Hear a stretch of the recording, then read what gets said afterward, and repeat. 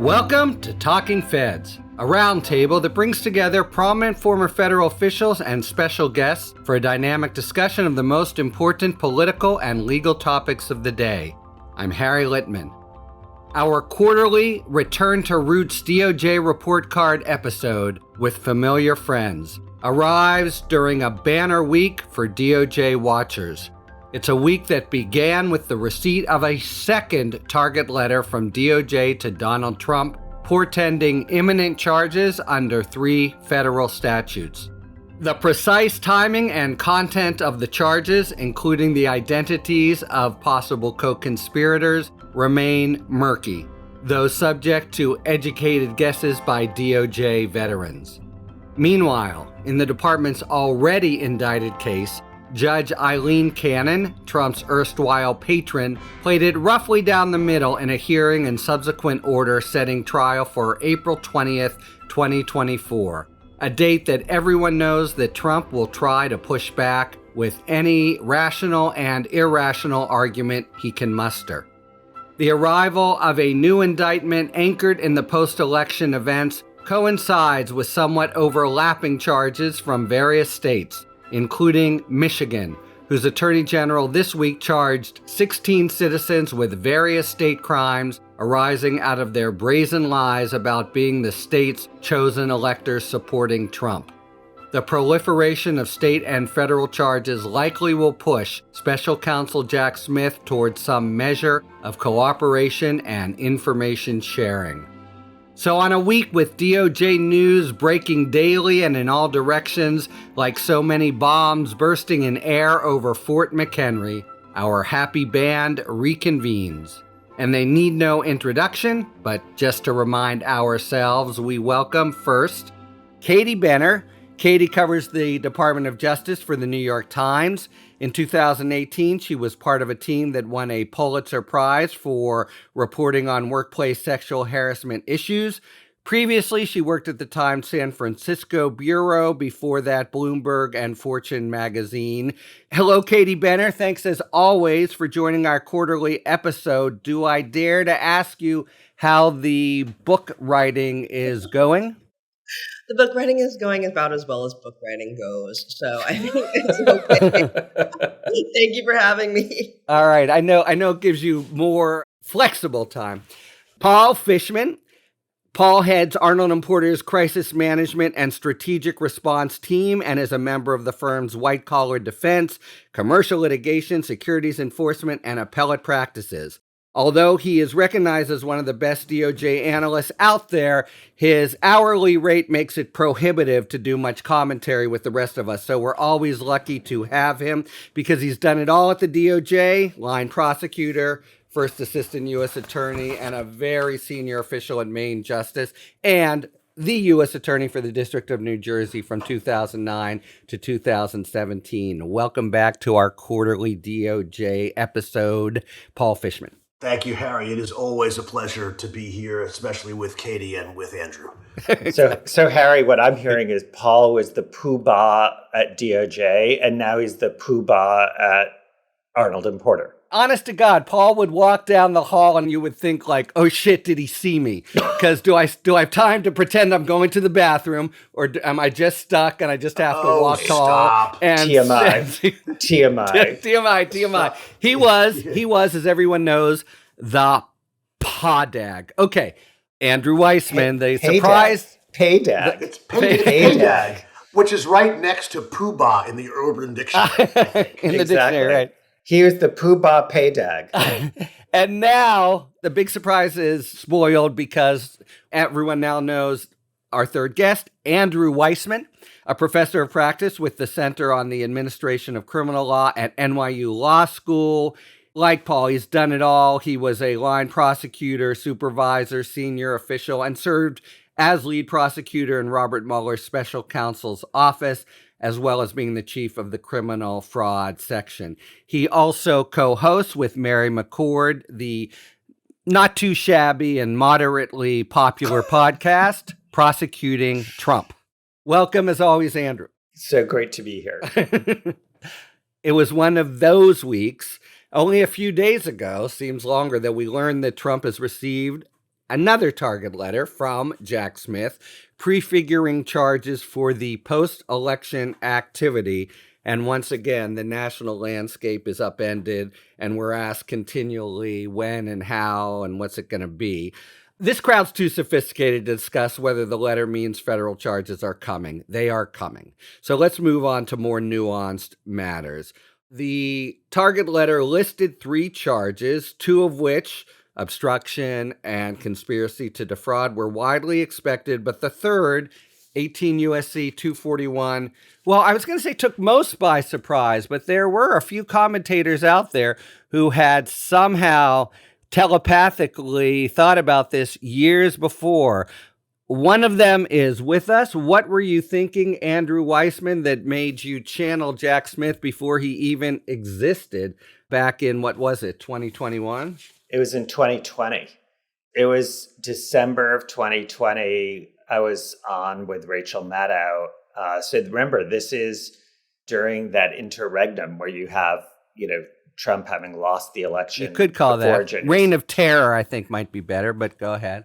I think I had looked at the Justice Manual, since we're all old enough on this, as former DOJ people, what used Katie's to be called... Katie's not that old. Come on. I caveated DOJ that people, he was careful. Exactly, because one of us is actually youthful, and 3 of us are not.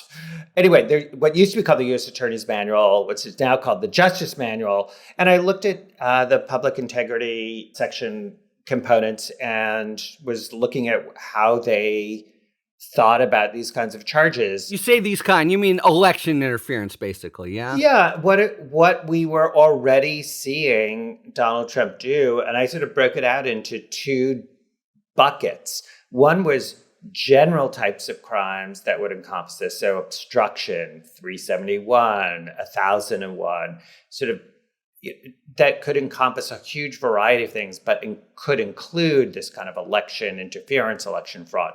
And the other was specific, which is 241 and 242. I thought of 241 as what it was created for, which was the disenfranchisement, prosecuting and deterring disenfranchisement of recently freed slaves post-Civil War. And to me, that fits so well, including the racial component in this. And I just thought, okay, that's what he's doing. The whole goal of this is to disenfranchise 80 million people. All right. And to be fair, we then moved on to other focuses. I want to return in a moment to how good a fit it is. But the main thing that made this a surprise, I think, is that it stood there as charge number 3, and DOJ or Smith opted, it appears, not to include a more straightforward charge of what it also looked like, namely insurrection.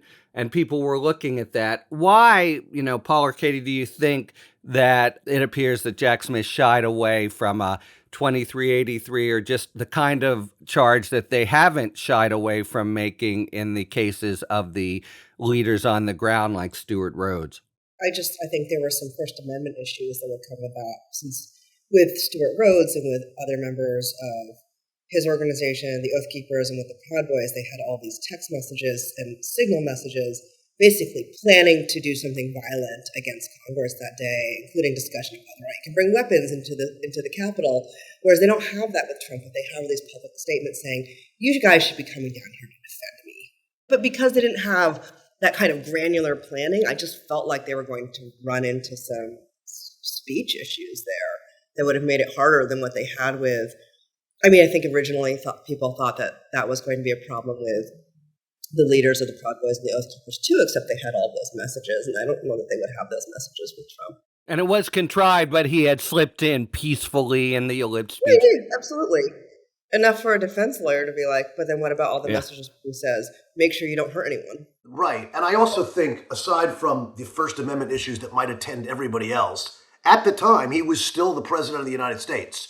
And I think the idea that he's speaking about things... I think everybody on this podcast has of the same view about what he actually hoped would happen and was excited about happening on that particular day. But proving that he caused it in some sense or that he actively participated is just trickier. And it's a much cleaner case. I mean, we'll talk a little bit about 241. I guess we'll come back to that in a minute. But, the fact that suppressing votes with fraud is a federal crime, it's 100 years old, right? The statute itself is older than that. But Andrew's right. The application of that statute to this kind of conduct is more than a century old. Harry, can I just raise an issue about an insurrection charge? The way I always look at this is I sort of think about what I would do, like if I were in that position. I wouldn't bring an insurrection charge for two reasons that have to do with sort of how it's going to, at the very least, how it's going to be perceived, because this charge has not been used since shortly after the Civil War. And the idea that you're going to reach back to that kind of charge in this case, when you have so many charges that have been recently prosecuted for similar conduct, and you have charges with respect to the actual foot soldiers that you could use, seems like a really good way to deal with treating likes alike and not being accused of, it's not legal selective prosecution, but the sort of the appearance of it. By reaching back to a case, it's like saying you're going to charge the Logan Act, where which no one has been charged with. And then the second is the insurrection charge has a provision about the fact that upon conviction, the person cannot run for office. And you are going to run straight into the fact that this is a political case. And it's not a political case. It's holding someone to account for criminal conduct when they are more responsible than hundreds of people have already been charged, in my view. So I just think for both of those reasons, I think insurrection is a really bad fit when there are better statutes that reflect what happened here. And relatedly, I mean, I think this is implicit in what we're both saying. Smith, under the regulations, is in the position of a U.S. attorney, which Paul has been and I've been. And I think, Andrew, you know a lot of U.S. attorneys. I know you too. That's kind of it. And implicit here is overweening everything. Don't shoot at the king unless you can kill. I mean, not simply a hung jury, but a Supreme Court. Think about 2383, even the provision you just said. And what if the Supreme Court 3 years from now throws it out? Holy crap. So let's move now to the exact form and theory. You say, Andrew, well, everyone, it fits the conduct so well. How exactly, 241 requires the deprivation, doesn't have to be a color of law, but some deprivation of a right secured by the Constitution or the laws of the United States. Who's right? How abridged? What's your sense? As I say, right now we're sort of spitballing, and Jack Smith will tell us in very good time, but it's worth, I think, thinking about just what the theory of 241, the indictment, will provide. Anyone thought? Sure, I'm happy to, because I've actually charged the 241 case back in the day when I was a younger man. Andrew's right. The statute was passed in 1870, and it was basically designed to stop the Klan from beating the crap out of people who were black in that period, so that they could enjoy the rights to which they were entitled as newly freed citizens of the United States. And so the words of the statute are a conspiracy to injure, oppress, threaten, or intimidate. So on its face, it doesn't seem to cover conduct that basically involves not counting votes or counting votes that didn't exist or that sort of thing. But back in 1915, Oliver Wendell Holmes wrote an opinion about voter suppression and basically said if you intentionally and fraudulently count or don't count votes, that matters under this particular statute. And over time, the statute has basically come to mean that if two or more people agree, as they would have to do for any conspiracy, to try to prevent someone from enjoying a particular constitutional right, it could be the right to interstate travel. It could be all sorts of things. But the election law application has existed now since 1915.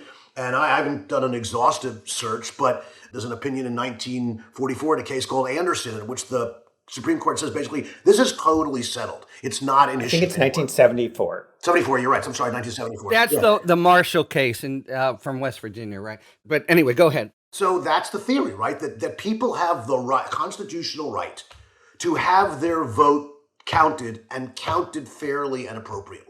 And not diluted. And not diluted, right. That's the right, and not diluted. And so if you add votes and therefore their vote was counted, but their vote didn't count in the way it was supposed to count, that's not okay. So plug it in.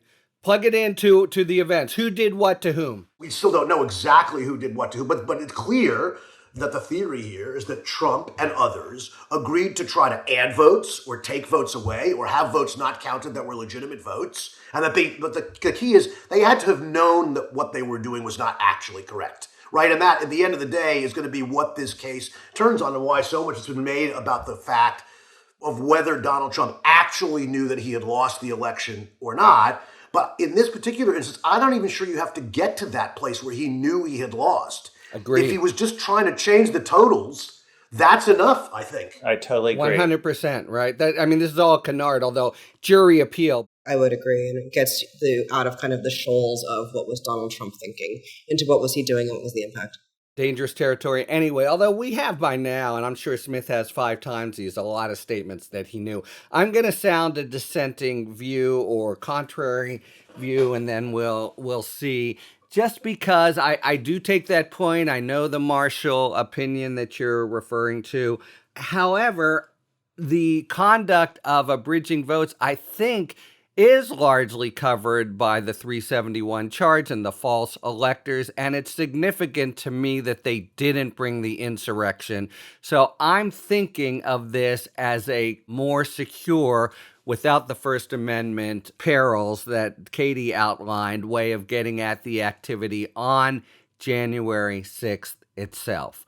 Now, if that's right, and I'm also thinking about Jack Smith and Merrick Garland, thinking about, even given Marshall, Oliver Wendell Holmes, what would this Supreme Court do 3 years down the line with a theory that basically covers all voters? So I just want to put in a marker. I'm not, not even advocating so much for something like the actual conduct on January 6th. And if you think about that, to me, you're in a universe that's more about the rights of who being abridged, the officers maybe, Mike Pence maybe, but I think, and this is also, Paul, you would know, Andrew, you know this from, there are theories that the Civil Rights Division have followed in this line of statutes, that the members of Congress are entitled to show up, do their jobs without fear, don't have to be cowering under the desk. I don't love that. I don't love that. All right, well, good. 3 thumbs down. I'll just ask you one more question on this, which is, tell me what of the conduct that you posited the 241 charge will get at that the other, well, especially 370, that the other charges don't already reach. Can I just have No, you can answer my damn question. What? I'm the host of this First of all, the question, to be fair, was posed to me. However, I will cede the floor to the gentleman from whatever state you happen to be living in this week. I wasn't going to answer. Wait, Paul, I wasn't going to answer the question. I was going to pose a general objection to the chair, which is, we're going to see what the charge is when the charge comes out. I just feel like I think that, Harry and Paul, you could tell me how you thought of it, but when I sort of tried to figure out, when I was a prosecutor, what are the facts that I can prove beyond a reasonable doubt? And then I took those facts and I figured out what crimes did that trigger. And then I figured out, okay, which of those crimes are the best to charge, considering a bunch of different factors. But my point being that there's just so many crimes that you could use here. There's 1001, there's 371, there's 1512. There's so many different ones. We'll find out, what this case is. We all agree. Fair enough. Everyone agrees it's going to be brought. So we'll see what they do. And also, by the way, I'm not totally convinced that we really completely know what is in that target letter. Oh, and so interesting. I don't totally take to the bank exactly what it is, especially when I hear about 371, because 371 is, as listeners probably know, it's such a generic, it really depends on what you're filling that with. What's the conspiracy to do? And it could be, for all we know, it could be a 371 to do campaign finance fraud. Katie, do you want to defend the old gray lady here? No, I think that the reason why we wrote the story with the headline, the things that Trump could maybe sort of, we are not, is for the reason that Andrew points out, because, I mean, Donald Trump, he does help the press a lot by breaking his own news, so we don't have to do the hard work of figuring out what happened when he announces it. But it's always, you always have to pause when he refuses to give the details. Like he didn't, like the letter. Like he didn't tweet out an image of the letter. And right. Nobody close to him is really affirmatively all on board, singing in one voice. This is what is in it. So I think it's always good to be cautious there. Also, when we think about the people, sort of the questions that Harry had sort of mentioned earlier before we hopped on, like who's cooperating, what information do people have? I think Andrew is right to bring up the possibility of, for example, a financial crime, because there's been so much attention paid to fundraising and how he's been fundraising, what he's been fundraising on, and what he's vowed to do with the money, and whether or not he actually used the money in that way. You know, so there are different questions that have come up and different witnesses that could answer them, and we're not 100% sure. I just want to adopt the friendly amendment. I think maybe it's unfriendly of Andrew. Look, on this, we're going to know soon enough. Fine. I actually thought that something that is really worth speculating about, and we all agree will happen, is it's a conspiracy statute. That means there are co-conspirators. There's an agreement. Yes. Who will they be, and will they be named?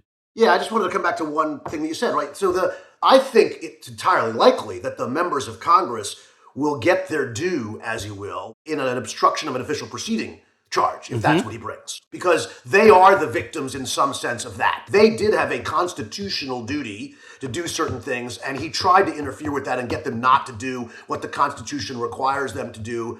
But that's not a right for them. That's why I didn't like the application of 241 to that. The members of Congress, the senators, the representatives don't have a right in that sense to cast their vote in a way that was I think the right here that's much more crystallized, and under 241 jurisprudence requires that the right that you're protecting be clearly established. And the courts have said for decades that clearly established means not just one decision or somebody's good idea, but it means something that everybody can read and look at. And that's why I like the dilution of the vote one from the Holmes opinion in 1915 and the Anderson case in 1974, because the Supreme Court said it is clear on that score.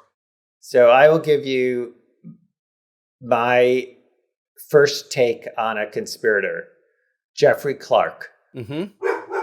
Dog agrees with me. All right. And we haven't heard. We do know John Eastman and Rudy Giuliani's lawyers have said we haven't gotten a target letter. Okay, Jeffrey Clark, the man who would be king, the, vassal who would be king of DOJ. Other thoughts, or maybe Andrew even wants to elaborate, who we're going to see as co-conspirators? Well, when you say who we're going to see, there are three different buckets we have to put people in that context. Yes. Okay? Yes. One is, will there be co-defendants who are co-conspirators? And I honestly would be, I was a little surprised about Nauta in the documents case, because they're on different levels, and I think that it's more complicated to try Donald Trump with somebody else sitting at council table. Maybe we can talk about why they might have done that in perhaps on another podcast. But I don't know that they're going to be co-conspirators in this indictment. That's category one. The department, as a general rule, it does not name co-conspirators in an indictment who are not charged and who have not pled guilty.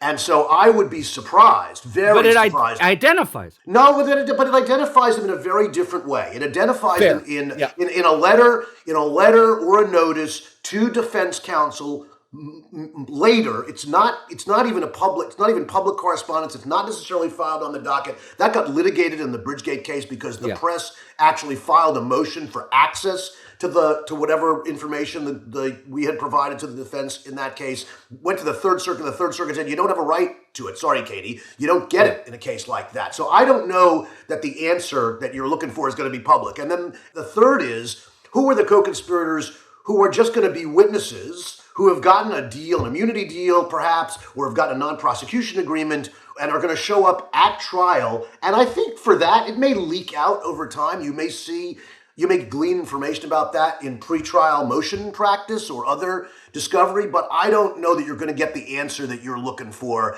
whatever day it is that the ex-president gets indicted.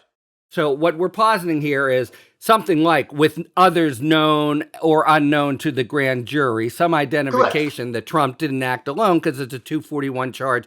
But literally, the caption of the case is USA versus Donald Trump and nobody else. Andrew, if you were a prosecutor and had put together the facts of the case and then were deciding, how do you like that approach and what recommends it to you? It depends on the proof I had. If I had proof that I thought was beyond a reasonable doubt of his conspirators, I would charge it. I know that I think reasonable minds could differ. There's a whole concern about don't put too many people in who could delay the case, etc. And so you could have separate charges and separate, like one case against Donald Trump. Separately, you charge other people. That is definitely an approach. I'm not saying it's a definite, but I think that if I had the proof with respect to Mark Meadows, Eastman, and Jeff Clark, and Cheesebro, just to take an example, or Rudy for that matter, I would include them all. I think that it's going to be very hard to bring this case to trial before the election anyway. And so I think it would be important for the jury to see sort of the full scope and all of those people there. I don't think it measurably changes the prospect of getting the case to trial. But, I think that's one where reasonable minds could differ. You could have a Donald Trump alone, and then you charge the other people.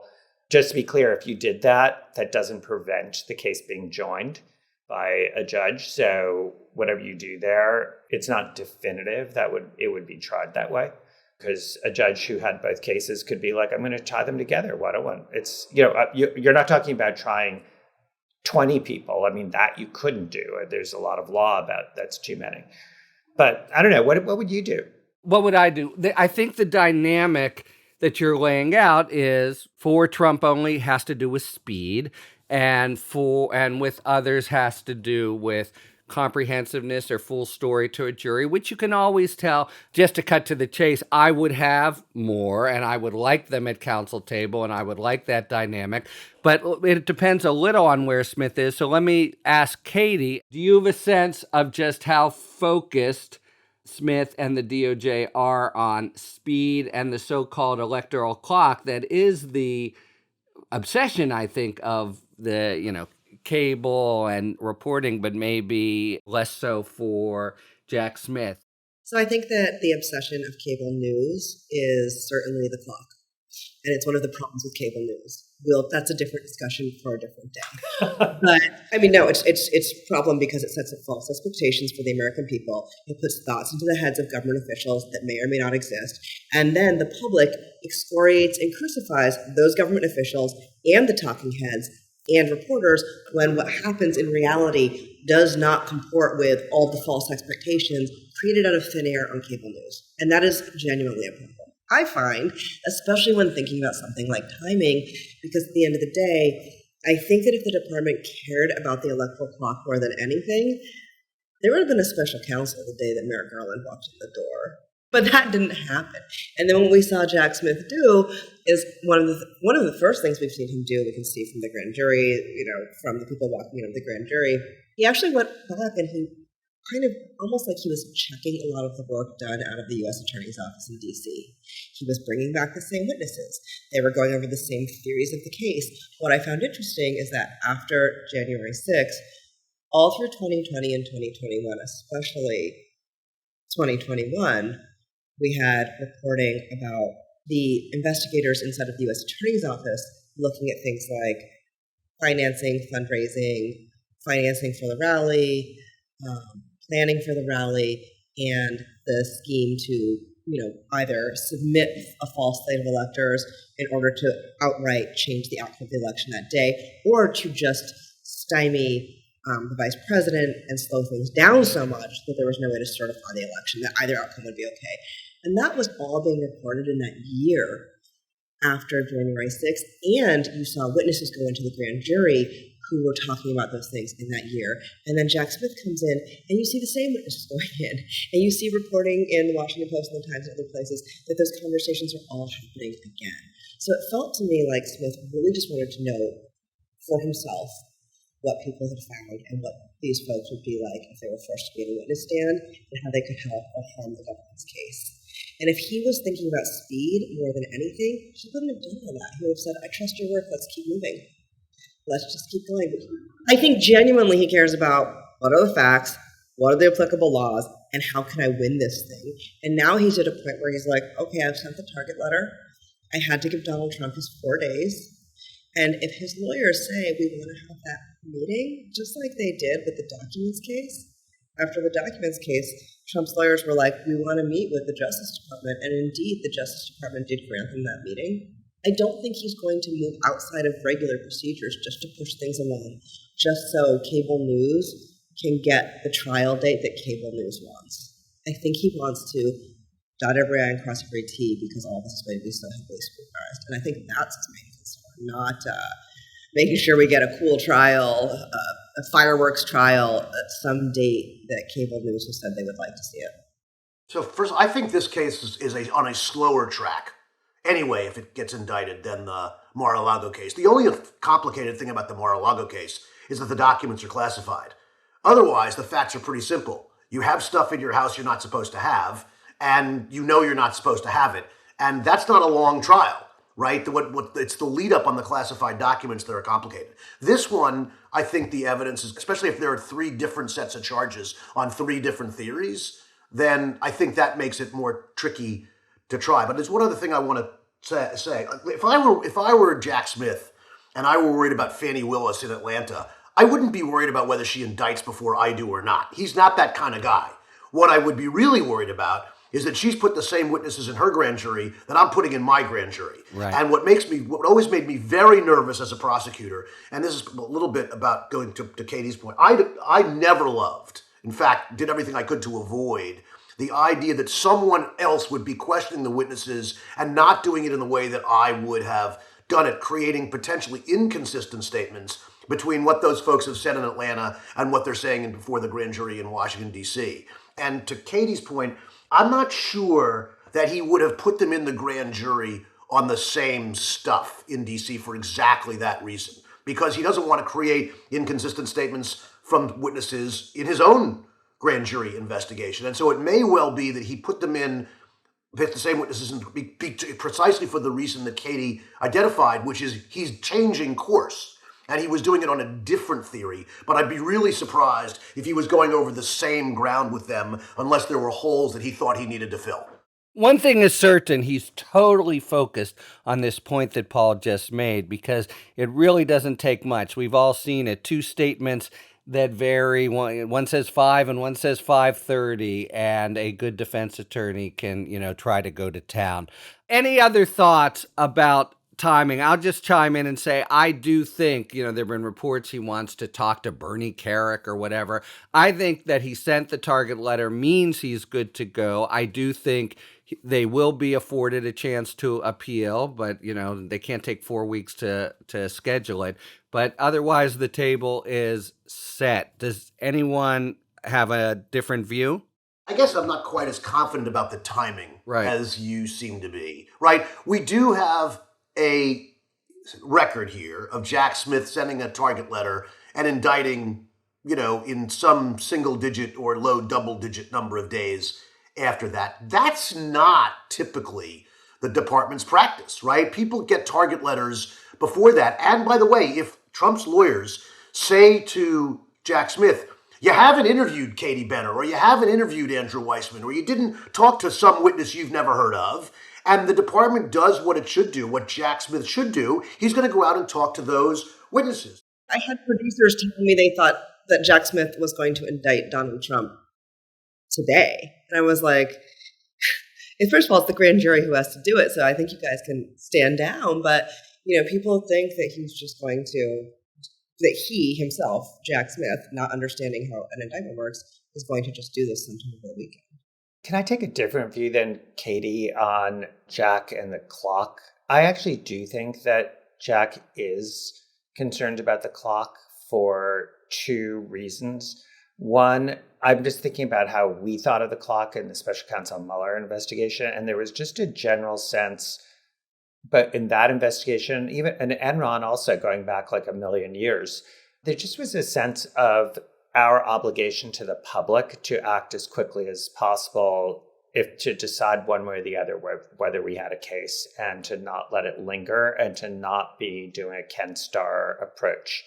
And so I think that's one. And then the other is, I do think that he's thinking if it's possible to have a case before the election, he should do so, because one way or the other, whether there's conviction or acquittal, that the public should see the evidence and have the benefit of that if it is consistent with due process for the defendant. And I think that's why he gave at the press conference, one of the few things he said was that they're going to seek a speedy trial, because he has acted unbelievably quickly in the documents case and with respect to the Target letter.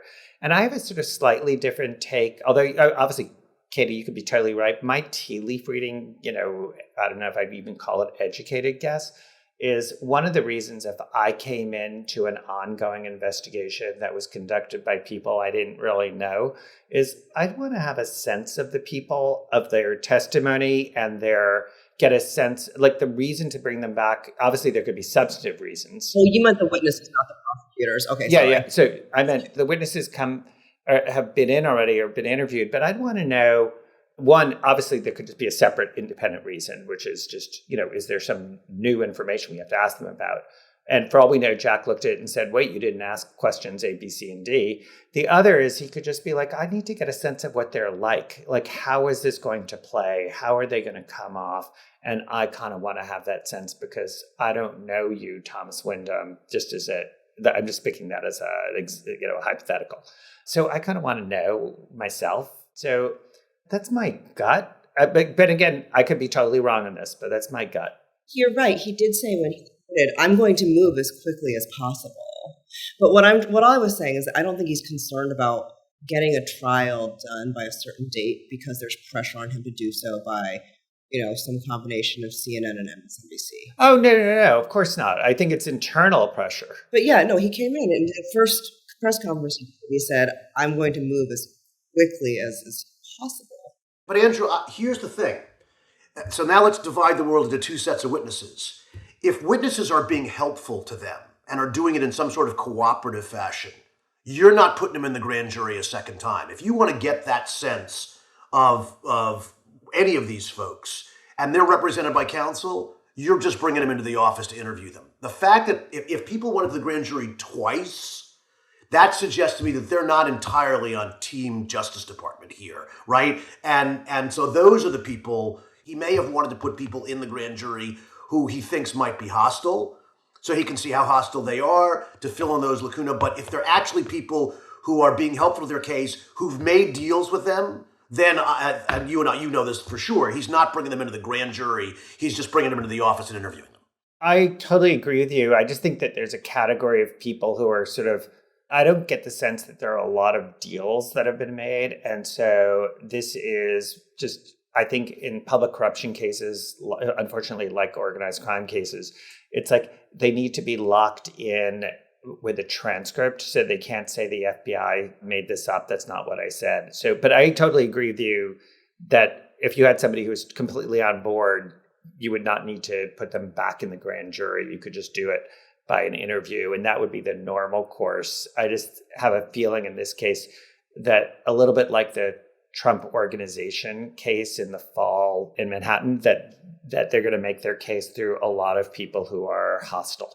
I mean, that's really what we mean in part by the mob rule, is just the special kind of obeisance that some of the witnesses have. And I'll just say to that point, Will Russell last week, Trump aide who was around him a lot in January 6th, he went in for the third time. So that's 3 different statements that they'll be turning over. Katie, you wrote that this case, when it's brought, could well move faster than Mar-A-Lago. Why is that? I was speaking specifically of the pretrial work would be faster than Mar-a-Lago simply because there's not classified information. I see. To contend with.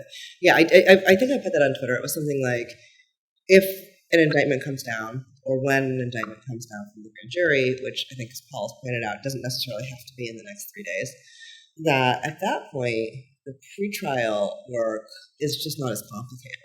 It's a matter of giving the defense the evidence the government has and discussing a schedule.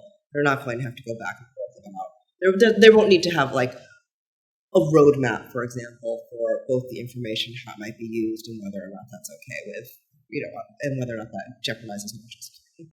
I'll add one more thing, and then let's move to Mar-a-Lago, which is the judges. There are judges on the district bench in D.C. who I think we know now would move things quickly, and a court of appeals that has shown impatience in the past with some of Trump's dilatory tactics.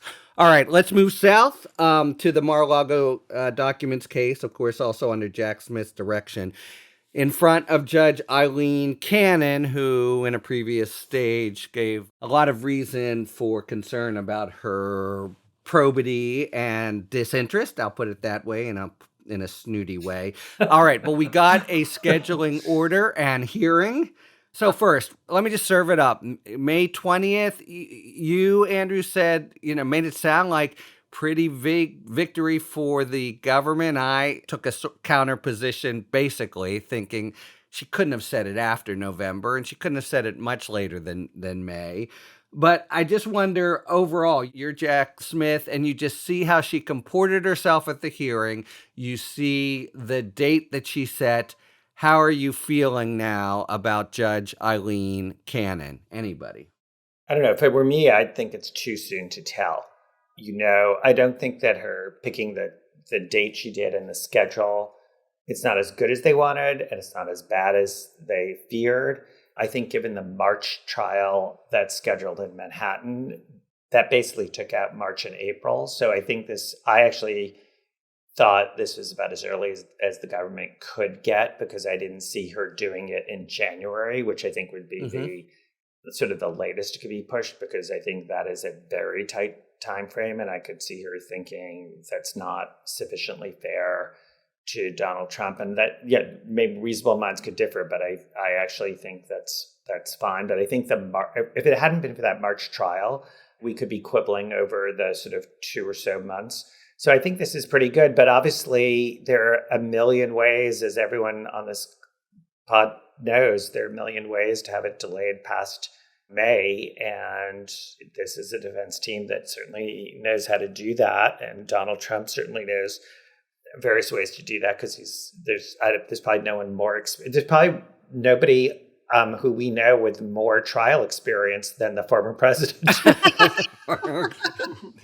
And, Katie makes the point about this. The second most important date, it seemed to me, on her scheduling was the late April date for the Section 6 part of the classified documents, which could itself expand into, a month-long ordeal. To be fair to you, you said, now it's just got a hold.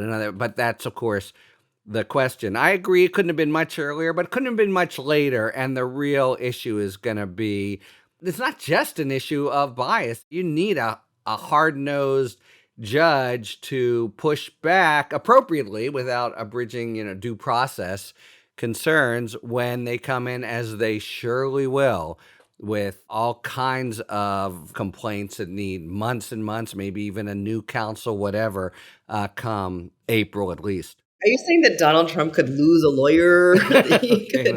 Just this week, right? So he lost and gained one. Harry, is there any precedent for that? It's a good point. The former president, changing counsel. I mean, that just seems so far-fetched. You're right. You're right. Plus, I just think he would think that's really not fair to the American people too. You're right. I mean, he obviously, because he's innocent, he clearly wants to get to trial quickly because he wants the public to see the proof of his innocence, which is why he's seeking an early trial. And that's the end of this episode. And the May date or even a June date, the government has also said once this thing happens, once we go to trial, they believe they can bring their entire case in, what was it, 2 weeks, 2.5 weeks? They were like, once we get the date. It is a simple case in a way. Once you get the classified. We're going to need more than a few weeks. And they've said that. I think I said that like 2 hours ago on this podcast. Oh, that's what it seems like. Anyway. I think it was like 3 hours ago. Remember, cue music. It's true. And of course, it's not going to be a long defense case, right? Because we know witness number one will not testify. Right. I'll do a couple points. There's nothing they could bring her up on, but she kind of slapped the government around a little for not meeting and conferring when it seems pretty clear the defense wasn't really available. Different judges might have handled that differently. Different judges might have handled the complete bogus Presidential Records Act thing differently. But the main thing about the hearing, I think, is she was just very cautious, heard one side, then the other, and then issued her order. Here's something that kind of went under the radar, but I think this is a pretty big gift to Trump. She moved the trial to her home court in Fort Pierce. How big a deal is that for the DOJ that it'll be there and not Miami? I don't know enough about the way they pull jurors in the Southern District of Florida and whether they pull them only from the locality in which the courthouse is sitting or whether they still pull them from a larger space. I just don't know. That's a great point. It might not affect the jury pool, in other words, that it's there. Is that right? It probably does, because you're probably not making, if there's a jury in Miami, you're probably not making people from, Boca drive all the way down to Miami every day for jury duty. So there's probably some division, but I don't know what the rest of that venue looks like. What I will say is that for people in Katie's profession, it's not great, because I'm willing to bet that the courthouse in Fort Smith and the courtrooms in Fort Pierce are way smaller than they are in Miami or in Palm Beach, and that there are fewer places for the press to stay. And to the extent that there's a real interest in the country in hearing about this trial and hearing about it in real time, I think that the move to Fort Pierce is actually going to compromise that in some way. I can't articulate exactly what it will be, but I think it's way easier for public access if it's farther south than that. I actually am really surprised that the marshals, aren't insisting that it be in a courthouse that is, as I understand it, is set up more for security purposes. So maybe they have looked at Fort Pierce and realized that they can do that in that courthouse. But I just feel like that has to be something that weighed heavily in the mix. But maybe they did an evaluation and determined that it would be the same. Or just as good, or better, or honestly, Andrew, better, because the federal courthouse in Miami is a pretty busy place, and so maybe it's easier for them to secure the perimeter and do all they want to do without disrupting the rest of the court's functions and without making it inconvenient for everybody who lives in the neighborhood. I don't know. Andrew, the jury's out. You say, I see that she's done nothing even remotely like appealable yet. What's the next big hint we're going to get of the Judge Cannon we will be seeing in this case? I think it's going to be hard to see, because I think we may find that one side or the other is trying to appeal some SEPA ruling where we won't know exactly what's at issue. So we may find that there's some sort of appeal, but because all of that's sort of behind Iron Curtain, we won't really have a good sense of it. But I think that's the area where there could be a real problem. Yeah. And I'll just add, the pretrial motions are still due in November, and there are ones that she could indulge the way she did previously. Yeah. That would be kind of nuts. Yeah, like the attorney-client. Well, that's not so nuts, it seems to me. She could. Yeah, I'm sorry, Paul, you had a point? Yeah, so first of all, she set 2 dates for pretrial motion hearings, one in November, one in February for whatever's left. I think there's a much simpler answer. The way we're going to find out is this is an extraordinarily detailed schedule for a criminal case. I haven't seen one that has this many deadlines, and it's partly because it's a SEPA case, including classified documents, and she's laid out a very clear schedule. I think the way we're going to find out how she's going to treat this is when the defense inevitably starts missing these deadlines or asking them to be extended for reasons that she will either find convincing or she will find spurious. And if it's the latter, if she decides that they're just trying to slow stuff down, the extent to which they get her dander up and she actually starts taking shots at them for slowing down the process, I think that's how we're going to find out, probably sometime, honestly, in the early to mid-fall, how she's treating the schedule and whether they're going to be able to run her around or not. That is a great point.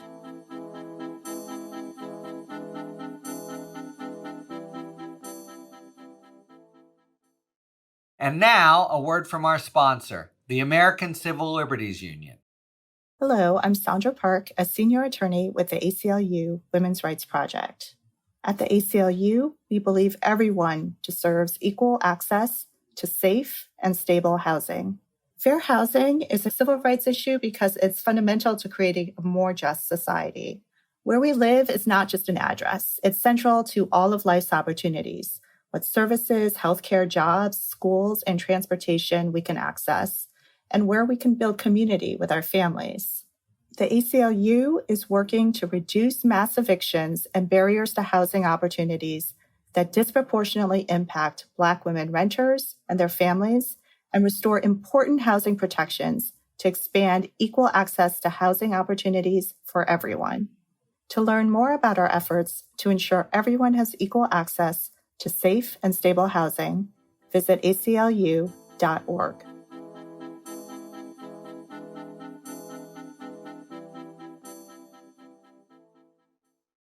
All right, it is now time for a spirited debate brought to you by our sponsor, Total Wine and More. Each episode, you'll be hearing an expert talk about the pros and cons of a particular issue in the world of wine, spirit, and beverages. Thank you, Harry. In today's spirited debate, we look at 3 different techniques for making rosé wine to see if there's truly a best way to rosé. First, rosé is a type of wine that's actually produced quite similarly to reds, but the fermentation time of the grape is reduced, giving rosé its signature pink color. The first technique for making rosé is the skin contact method, in which black-skinned grapes such as Pinot Noir are crushed but allowed to remain in contact with the juice for a short period of time. After about 6 to 48 hours, as opposed to weeks or months for the reds, the skins are separated. This method is most frequently used in the top rosé-producing region of the world, Provence, and throughout the south of France. The second method is called saignée, which is the French word for bleeding. This method creates both a rosé and a red wine.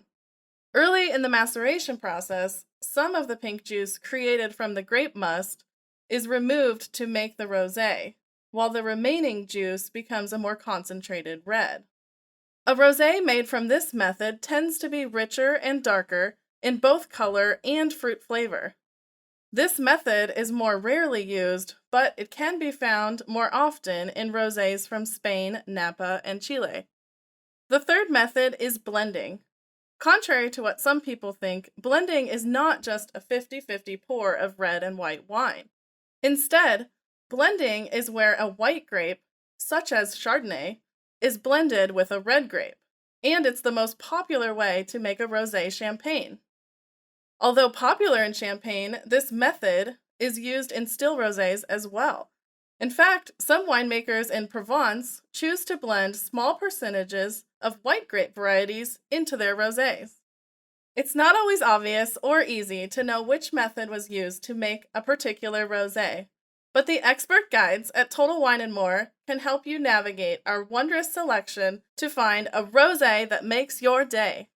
So find what you love and love what you find, only at Total Wine & More. Cheers!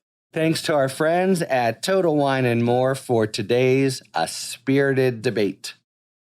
All right, I just had one thing about Smith I wanted to ask, which is we learned this week about the charges in Michigan. Obviously, Fonnie Willis will be coming out of the gate with a behemoth case pretty soon. And as best we can tell, and Paul, I don't know if you disagree, but to me, I found it distinctive and out of the normal path. Smith doesn't seem to be having much communication with the states at all. Once their charges are unsealed, and just for practical reasons, does that have to change? What are the overall challenges or demands put on him by the growth of these other cases, especially in state jurisdictions?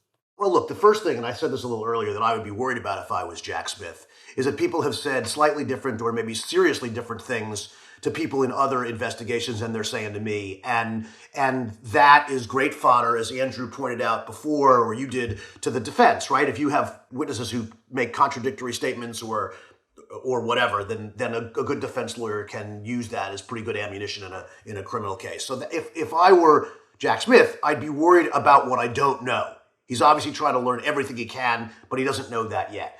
The downside of his coordinating at this stage with any state prosecutors is the closer the connection and the more he works with them, the more he might own the obligation to provide discovery on everything that's happened in their investigations to the defense. Explain that a little. So the government has an obligation, as everybody on this panel knows, has to provide to the defense all of the material, the hard copy material that's in your possession, and all of the documents and electronic records, not witness statements necessarily.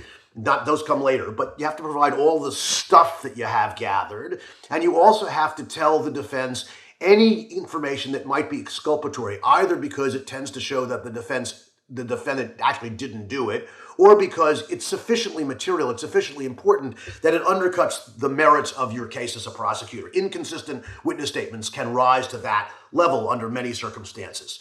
The more closely you coordinate with another prosecutor, the more the stuff that they have become your stuff that you then have to disclose to the defense and to gather.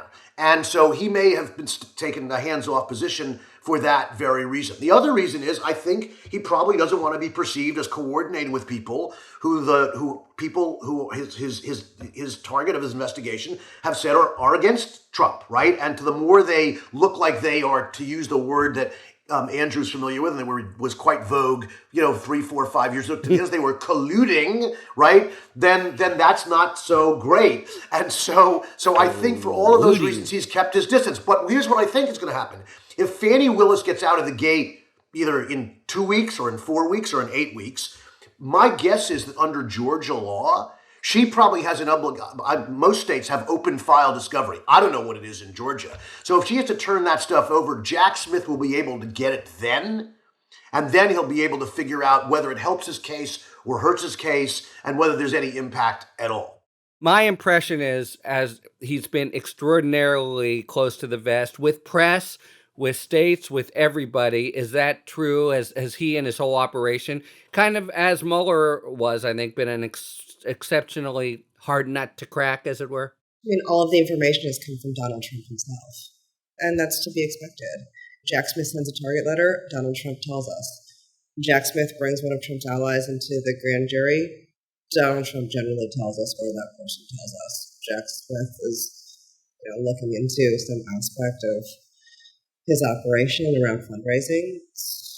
Usually somebody's gone into the grand jury comes out and says, Jack Smith asked us about this. I mean, this is very typical. Donald Trump tells us and then asserts that the DOJ leaked it. And he's not even doing that anymore. He's just on Truth Social saying this happened. Harry, I just wanted to comment on the analogy to Special Counsel Mueller. Although everyone publicly saw that we were very closed down with respect to leaks, talking to the press, anything like that, the idea that there wasn't coordination and discussion with other offices, federal and state, is not true. And there's public information on that. And there even were some parallel cases. So Michael Cohen was prosecuted by us, and we gave a piece of it to the Southern District of New York, and they prosecuted, and those were coordinated. Paul Manafort, there was a piece of that in the Southern District of New York and in Los Angeles, and we coordinated with that. There was a potential issue with the Manhattan DA's office and coordinated on that. So the idea that there wouldn't be that kind of outreach and coordination as to where it was in our interest I don't see that as something that Jack can't do and that there would be anything inappropriate with it. And frankly, for the reasons that Paul is talking about, that you're going to need to know what these people said. You're going to also not want to put witnesses who are cooperative and who are victims. You don't necessarily want them to have to go through all of that twice when they could be interviewed once. But also, if the defense is going to learn something about Brady or impeachment evidence, you're going to want to know what the defense knows, even if it's coming from a different area. And I think in this case, you're not going to be playing games in any way with sort of Brady information. You're going to want to make sure it's all out there for the defense to use. So I understand that it can be spun by Donald Trump, but I just don't think that's how you can think about it. You kind of have to just do what you think is the right thing for the case and deal with those issues secondarily. I totally agree, and I'll just say my instinct and experience as U.S. Attorney, this is a sui generis case, of course. Nothing I had was in the ballpark, but I'm sure Paul would agree. Your instinct, I was very tight, close-lipped with the press, but it's a whole different ballgame. Your partners in state and federal enforcement, even understanding, as I think Smith does, that it opens the risk of some kind of leak. Even so, it's just for the practical concerns are so paramount. All righty, we are out of time. Man, this has been a great discussion, nuts and bolts and broader issues. We just have a couple minutes for our final feature of 5 words or fewer, where we take a question from a listener and each of us has to answer in 5 words or fewer. Today's question: which name or names will not appear in the indictment, and why not? It's 5 words, just in the indictment period. John Eastman, Alyssa Farah, Griffin, Rudy Giuliani, Mark Meadows, Cassidy Hutchinson, and Jeff Clark. Anybody? I predict no names. Unindicted co-conspirators are common. Excellent. Yeah, but the names are not supposed to appear if they're not charged or have previously pleaded guilty. So that's just a DOJ policy. Or if they're not charged, right? If they're not charged at all in the case. This is kind of a weird question because there shouldn't be a name. I mean, that's the funny thing. Well, the question really should be essentially, will there be co-defendants? Is really exactly what we want to add. That's exactly because right. Switch it up, but give us 5 words of your answer. Andrew Weissman? Give me the list of people again. Oh my God. John Eastman, Alyssa Farah Griffin, Rudy Giuliani, Mark Meadows, Cassidy Hutchinson, Jeff Clark. Well, I think Jeff Clark is going to be mentioned because I think he's going to be charged. That's my guess. And I'd say Griffin is the one that I think won't be there. But the other people could all be charged. I mean, it's like, I'm not as confident of that, but it's certainly in the realm of possibility. You guys are going to be mad at my answer, but... What do you got, Harry? Trick question, most of them. Whoa. All right, we are out of time. Wow. The prerogative of the moderator. The reason I think it's not likely to happen is because not all of them are going to be part of the same conspiracy. If you put more people in than one person, you could have overlapping, you could have a multi-object conspiracy. But I just think that makes this case spectacularly complicated legally. All right, let's go with this a little bit more, because you're right. It's a stupid question. What matters is who else will be charged. It's tricky. But it's tricky. But Jeff Clark, who Andrew's focused on, the 3 charges don't fit him so well. The guy who fits the best, to me, is Mark Meadows. But, well, of course, we don't know his status, right? That the effort to disenfranchise voters would fit Clark. Totally. Mm-hmm. And what we're missing on him, we've all forgotten that the Inspector General began investigating what was happening at DOJ. Right. Jeffrey Clark. I don't think he'll care. I don't think Smith will care. Do you? From the IG investigation comes a criminal referral. How many times does the IG investigate and send over a criminal referral to the department? So we haven't seen or heard anything about that IG investigation. And I think that is important because the IG has been specifically focused on Clark. That's what we know, because he was the department employee. And of course, there was one other department employee who came to DOJ at the very end of the Trump administration, who came to work with Jeff, who came from OMB, who also was somebody they were looking at and inspecting all of their emails and their email traffic. And so, indeed, you could imagine a criminal referral coming from the IG investigation that would be referred to, now I think it would be referred to Jack Smith, I would think, but don't know. Yes. And of course, that entire effort was to basically get rid of, nullify the results of the Electoral College vote, basically to throw away tens of thousands, if not millions, of votes. All right. The longest but the best 5 words or fewer in Talking Feds history. We are now really out of time. Thank you very much to Katie, Paul, and Andrew, and thank you very much, listeners, for tuning in to Talking Feds. If you like what you've heard, please tell a friend to subscribe to us on Apple Podcasts or wherever they get their podcasts, and please take a moment to rate and review this podcast. You can also now subscribe to us on YouTube, where we post daily video content breaking down legal developments in the news. You can follow us on Twitter at TalkingFedsPod, and you can look to see our latest offerings on Patreon, where we post bonus discussions with national experts about special topics exclusively for supporters. Talking Feds is a completely independent production, so if you like the work we do and the spirit moves you to support the show, joining our Patreon is the best way to do it. Submit your questions to questions@talkingfeds.com, whether they're for Talking 5 or general questions about the inner workings of the legal system for our sidebar segments. Thanks for tuning in, and don't worry, as long as you need answers, the feds will keep talking. Talking Feds is produced by Mal Meliez, associate producer Catherine Devine, sound engineering by Matt McCardle, Zeke Reed is our researching producer, Rosie Dawn Griffin and David Lieberman are our contributing writers, and production assistants by Rhea Cohen-Gilbert, Emma Maynard, and Meredith McCabe. Our gratitude, as always, to the amazing Philip Glass, who graciously lets us use his music. Talking Feds is a production of Delito LLC. I'm Harry Littman. Talk to you later.